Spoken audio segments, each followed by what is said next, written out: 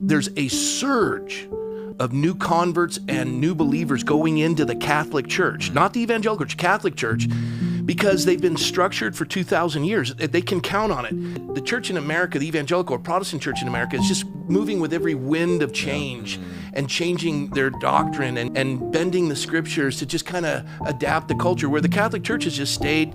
They've even survived a bad pope. Look, there's things I disagree with. I don't hold the same view of the Eucharist. I don't believe it's the literal body and blood of Christ. I don't think Protestants venerate it enough or see the significance of it enough. I don't believe to go that far that it's the literal body and blood of Christ. Even the position of Mary, and I covered that when we were talking about the turning the water into wine. Yeah.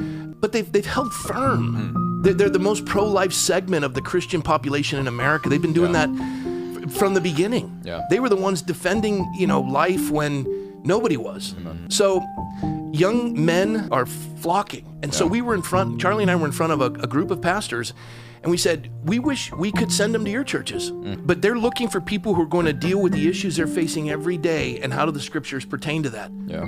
No longer can we just say, well, we just preach the gospel, which I've said countless times is Gnosticism, separating the holy from the tainted. Like, you can't deal with the issues that every single one of your congregants is dealing with and how the scriptures reflect that. Right.